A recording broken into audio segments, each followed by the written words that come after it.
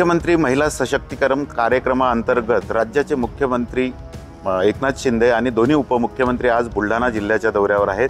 आपण बघू शकतोय की मुख्यमंत्री महिला सशक्तीकरण कार्यक्रमाच्या अंतर्गत माझी लाडकी बहीण या योजनेच्या ज्या लाभार्थी आहेत त्यांच्याशी संवाद साधण्यासाठी आज मुख्यमंत्री एकनाथ शिंदे आणि दोन्ही उपमुख्यमंत्री आज बुलढाण्याच्या दौऱ्यावर आहेत। बुलढाणा जिल्ह्यात या खरं तर या अभियानाअंतर्गत अनेक महिला ज्या आहेत त्या मुख्यमंत्र्यांशी संवाद साधणार आहेत। दुपारी साधारणतः 12:30 वाजता मुख्यमंत्री बुलढाण्यात येतील आणि त्यानंतर या कार्यक्रमाला हजेरी लावतील।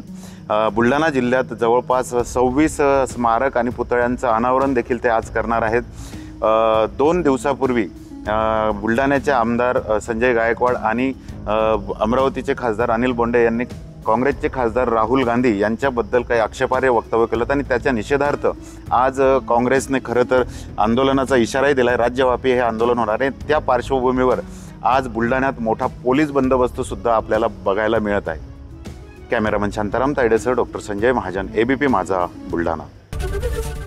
एबीपी माझा, उघडा डोळे बघा नीट।